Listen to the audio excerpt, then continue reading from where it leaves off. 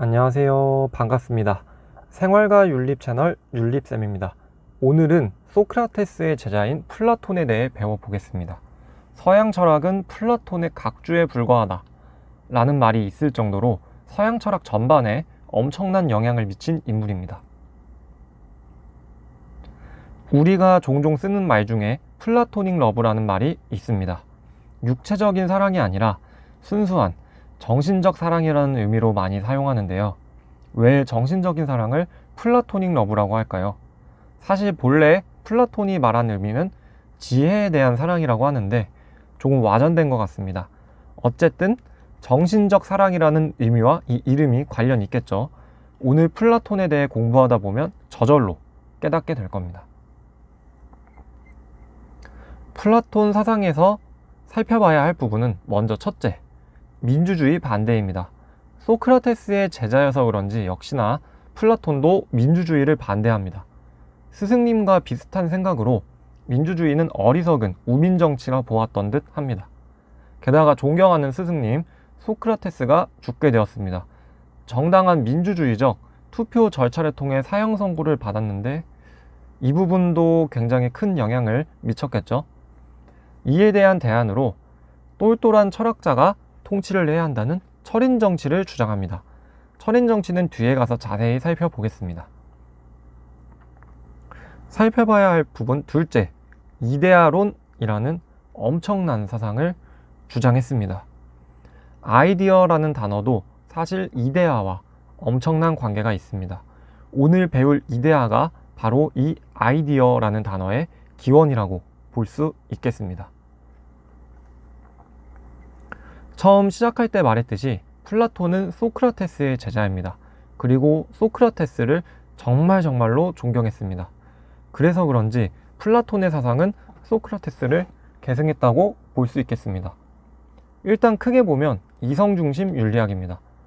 보편적 절대적인 지식과 윤리가 있다고 보며 이성을 통해 이것을 파악할 수 있다는 입장입니다. 그런데 소크라테스는 그 지식과 윤리가 무엇인지 정확히 말해주지 않았습니다. 평생 문답법으로 질문만 하다가 독약을 마시고 죽어버렸습니다. 이것을 제자인 플라톤이 계승하여 절대적인 지식, 윤리인 이데아를 주장한 것입니다. 간략하게 도식화하여 보자면 소크라테스의 보편주의적 윤리를 계승하여 절대적, 보편적인 지식과 윤리인 이데아를 주장했다고 할 수 있겠습니다.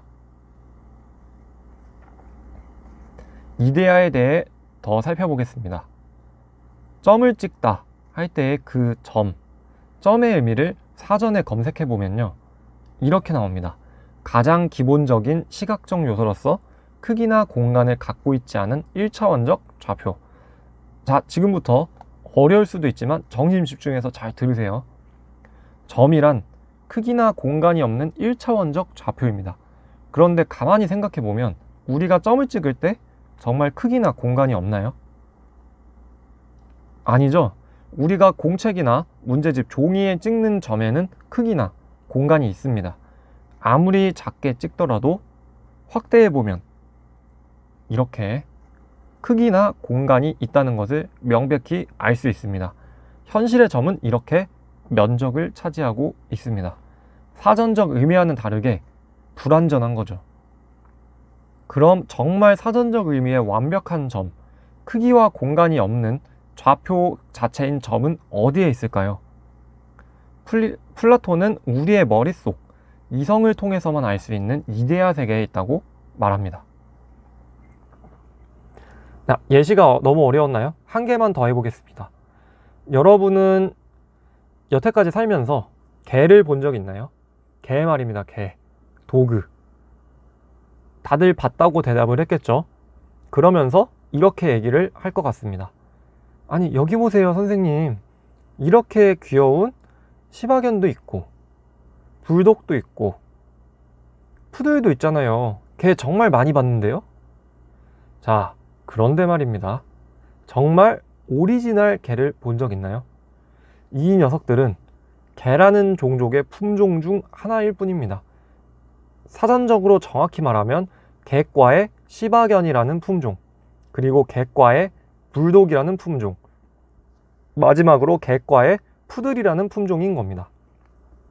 선생님이 말하고 싶은 건 개 중에 한 품종, 한 종류인 녀석들이 아니라 정말 오리지널 개, 순수한 개를 본 적 있냐는 겁니다.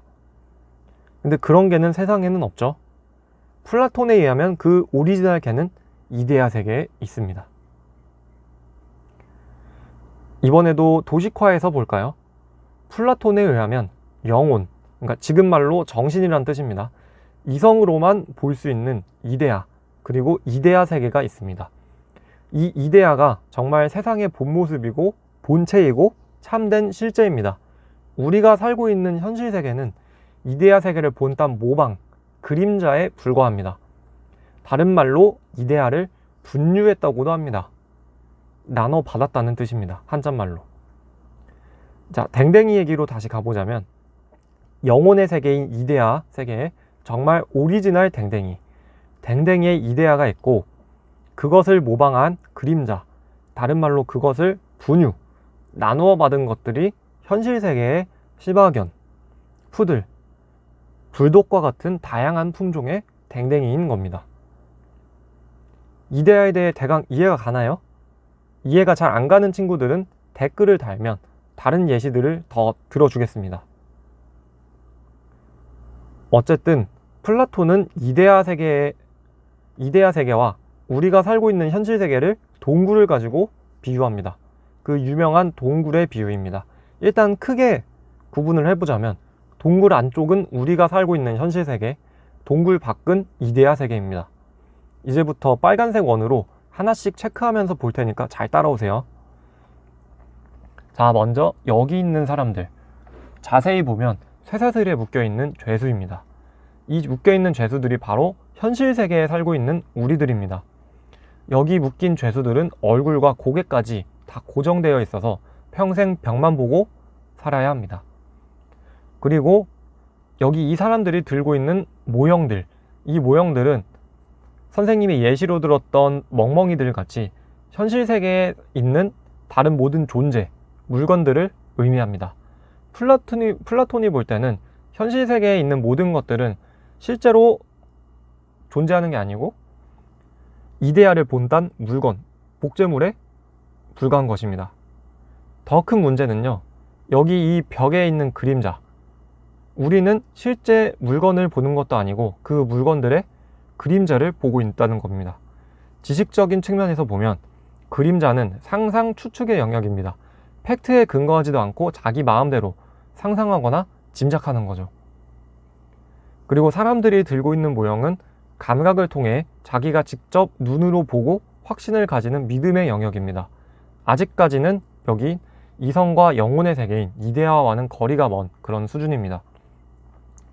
그리고 여기 동굴 밖을 나가는 사람은 이성이 발달하여 이성으로 이데아 세계를 파악할 수 있는 그런 사람을 의미합니다. 플라톤은 이렇게 이데아를 기억해낸 사람이 통치자가 되어야 하며 동굴에 묶여있는 어리석은 사람들을 깨우쳐서 동굴 밖으로 꺼내주어야 한다고 주장을 합니다. 이게 바로 철학자가 통치하는 철인 정치입니다. 마지막으로 여기 이 태양은 좋음의 이데아 또는 선의 이데아라고 합니다. 태양빛이 다른 모든 것들을 볼 수 있도록 햇빛을 비춰주듯이 다른 이데아를 인식할 수 있게 해주는 인식의 근거가 되며 다른 존재들이 살아갈 수 있도록 해주기 때문에 존재의 근거가 되는 최고의 이데아입니다. 자, 이제 윤리 용어를 좀 쓰면서 플라톤의 이데아론을 최종 정리해 보겠습니다. 플라톤의 이데아론은 사실 이원론적인 세계관이 녹아들어가 있습니다. 세계가 두 개가 있다는 겁니다. 이데아 세계와 우리가 살고 있는 현실 세계. 이데아 세계는 이성에 의해 파악되는 세계입니다. 그리고 영원히 변치 않는 참다운 세계입니다. 물질이 없는 영혼의 세계이기 때문에 그렇습니다. 따라서 이데아 세계의 특징은 현실 세계에 불변하는 본질, 본체라는 겁니다. 이데아 세계가 진정한 본체입니다. 또한 이데아 세계는 비물질적입니다. 좀 전에 말했듯 물질이 아닌 정신, 영혼의 세계이기 때문에 비물질적이고 영원하고 불변합니다. 또 이 세상의 진정한 본체이기 때문에 절대적이고 참된 실제라고 할 수 있습니다. 반면에 우리가 살고 있는 현실 세계는 감각적으로 경험되는 세계이며 끊임없이 변화하는 세계입니다. 그리고 참다운 이데아 세계의 모방입니다. 특징은 물질로 되어 있기 때문에 변화합니다. 늙고 썩고 고장나고 죽고 계속해서 변화합니다. 이렇게 현실 세계는 이데아의 그림자, 모방에 불과합니다. 자, 이번에는 플라톤의 영혼 삼분설과 사주덕론에 대해 살펴보겠습니다. 플라톤은 인간의 영혼, 그러니까 정신을 세 부분으로 나누어 분류합니다. 그래서 영혼 삼분설입니다. 인체의 머리, 가슴, 배와 대칭해서 머리 부분의 영혼은 이성, 가슴 부분의 영혼은 기계, 배 쪽 부분의 영혼은 욕구라고 합니다. 이성의 역할은 진리를 깨닫는 것으로 궁극적으로는 이데아를 인식하는 것입니다. 우리가 흔히 차가운 머리, 뜨거운 가슴 이런 말을 쓰는데 그것과 비슷합니다. 기계가 여기서 말하는 가슴과 비슷한 겁니다. 기계의 역할은 감정, 열정 이런 부분과 관련되어 있고 자부심과 분노 이런 것과도 관련되어 있습니다. 자신이 옳다고 생각하는 일을 두려움 없이 실천하게 해주는 그런 부분입니다. 욕구의 역할은 굳이 설명 안 해도 다들 아시죠? 어쨌든 이 영혼을 탁월하게 발휘할 때, 저번 수업 때 고대 그리스에서 탁월함을 덕이라고 한다 했었죠. 이성의 덕은 지혜입니다. 기계의 덕은 용기입니다. 자부심과 분노, 감정 이런 것과 관련된 부분이 탁월하게 발휘된다면 잘못된 일에는 분노하고 물러서지 말아야 할 때 겁 없이 나설 수 있겠죠. 이런 것이 바로 용기입니다. 그리고 욕구의 덕은 절제입니다. 욕망을 마구잡이로 막 쓰는 게 아니라 적절하게 다스린다는 거죠. 플라톤은 인간의 이런 구조를 국가와도 연결시킵니다. 국가의 구조도 인간의 영혼 구조와 같다는 생각입니다. 지혜의 덕이 있는 사람은 통치자가 되어야 합니다. 똘똘한 철학자가 다스리는 철인정치입니다. 용기의 덕이 있는 사람은 군인 계급, 수호자가 되어야 합니다. 그리고 절제의 덕을 지닌 사람은 노동자 계급, 생산자가 되어야 합니다. 참고로 절제의 덕은 영혼의 모든 부분, 국가의 모든 계층이 지녀야 하는 덕입니다. 지혜의 덕, 통치자의 입장에서는 동굴의 비유로 따지면 쇠사슬에 벗어나 동굴 밖으로 나온 거죠. 여기서 혼자 이데아 세계를 거닐면서 즐길 수도 있지만 그 즐거움을 참고 다시 동굴 속으로 들어가 쇠사슬에 묶여있는 사람들을 깨우쳐야 합니다. 그 과정에서 사람들에게 너는 사기꾼이다, 정신 나간 사람이다 이런 욕과 조롱을 받겠죠.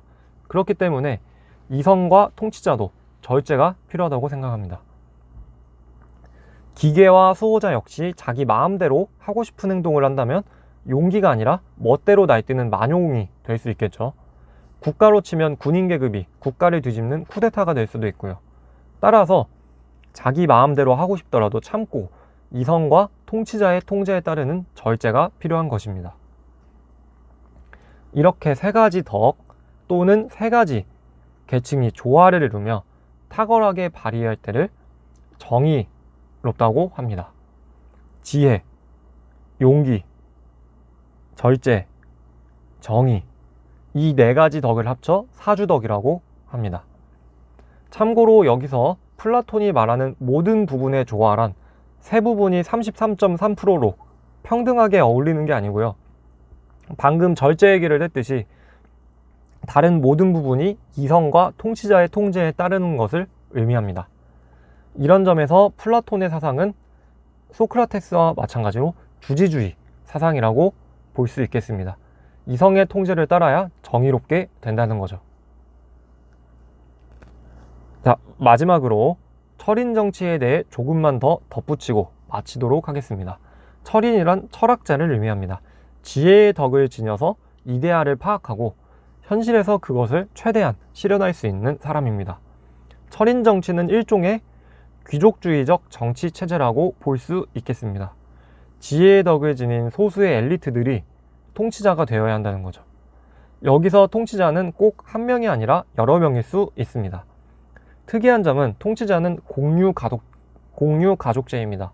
통치자들이 모두 한 가족처럼 살며 자식을 낳아도 누가 친부모인지 알 수 없습니다. 이렇게 하는 이유는 가족에 대한 정 때문에 일어나는 그런 부정부패를 예방하기 위한 거겠죠. 그렇게 개인의 이익을 버리고 국가에만 봉사할 수 있도록 시스템을 짠 것입니다. 오늘은 플라톤에 대해 살펴봤고요. 다음 시간은 플라톤의 제자 아리스토텔레스를 공부해 보도록 하겠습니다. 수고했습니다. 끝. 구독과 좋아요 부탁합니다. 안녕.